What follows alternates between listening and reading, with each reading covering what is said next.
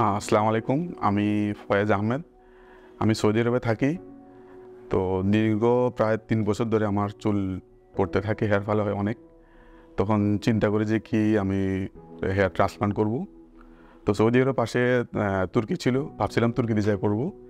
কিন্তু ওখানকার যাওয়া আসা কস্টলি, তাছাড়া যদি প্রবলেম হয় এটা নিয়ে একটু ভয় পাইছিলাম। পরে কী করলাম, দেশে চলে আসলাম। ঠিক আছে, দেশে আসলাম। দেশে আসার পরে মোটামুটি অনেকগুলো ক্লিনিকে গেছি আমি। এখানে স্বনামধন্য অনেক ক্লিনিক আছে। তো ওখানে যাওয়ার পরে দেখলাম, কিন্তু আমি একটু স্যাটিসফাইড হলাম না আর কি। ভিতরে ওদের সার্জারি এরিয়াটা দেখলাম, তারপরে যারা সার্জারি করছে তাদের সাথে একটু কথা বলে দেখলাম। আমার কাছে অত বেশি ভালো লাগেনি। পরে ইউটিউবে সার্চ দিলাম, নিউরো সম্বন্ধে দেখলাম। দেখার পরে চিন্তা করলাম একটু আসি দেখি। তো যেদিন আসলাম, এসে ওদের যে স্টাফ আছে ওদের সাথে কথা বললাম। কথা বলার পরে দেখলাম যে গেম মোটামুটি ভালোই। পরে আমি ওদের রিকোয়েস্টে আমি একটু সার্জারির প্লেসে যেয়ে দেখলাম। আমার কাছে অনেক ভালো লাগছে। তো এখানে ওদের ক্লিনিকে আসার পরে এখান যে স্টাফ ছিল তাদের সাথে কথা বললাম, প্লাস রানিং অনেকে ট্রান্সপ্লান্ট করাইছে। ঠিক আছে, তো ওদের সাথে বসলাম, একটু ফ্রেন্ডলিভাবে সিক্রেটলি জিজ্ঞেস করলাম আর কি, যে আপনারা কেমন লাগতেছে, সার্জারিটা কেমন হয়েছে। ঠিক আছে, তো ওরা বলছে কি ওভারঅল ফাইন, ঠিক আছে, ভালোই, আপনি করতে পারেন।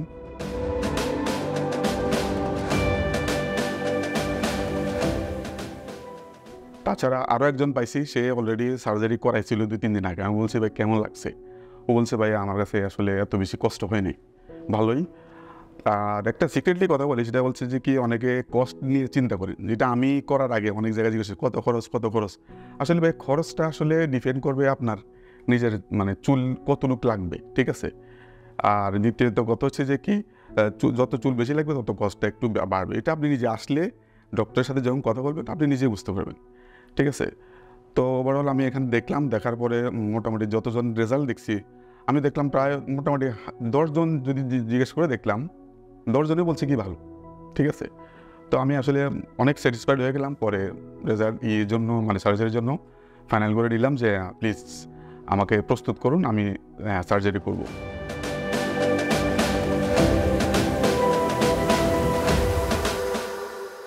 তা আসলে এখানকার যে ডক্টর যারা আছে, যারা সার্জারি করে, আসলে অনেক ফ্রেন্ডলি। ঠিক আছে, আপনি ১০ মিনিট যখন ওদের সাথে থাকবেন না, ভাবছেন যে কি এটা আপনি নিজের লোকই। ঠিক আছে, আপনি যেমনি বলবেন তারা এভাবে করবে। ঠিক আছে, আর আর কি বলবো, আমার কাছে আমি এখানে করার পরে যে এত ভালো লাগছে বলার বাইরে। বাকিটা আল্লাহর হাতে, অবশ্যই ইনশাল্লাহ রেজাল্ট ভালো হবে, এইটাই আশা করি। আর আপনারা যারা চিন্তা করতেছেন যে হেয়ার ট্রান্সপ্লান্ট করবেন, অথবা বিশেষ করে আমি জানি মিডল ইস্টের অনেক মানুষ আমি দেখি ইউটিউবে দেখে হেয়ার ট্রান্সপ্লান্ট আসলে কোথায় করব। ঠিক আছে, তাই মনে করি আপনি ঢাকায় চলে আসেন, নিউরো ক্লিনিকটা আসলে অনেক ভালো। ঠিক আছে, আর অযথা আশেপাশে অনেকগুলা ক্লিনিক আছে। ঠিক আছে, ওখানে আপনাকে হয়তো কম খরচে বলবে যে আসেন করে ফেলবো, ভালো ট্রিটমেন্ট দিবে, পরে কিন্তু ভাইয়া পস্তাবে।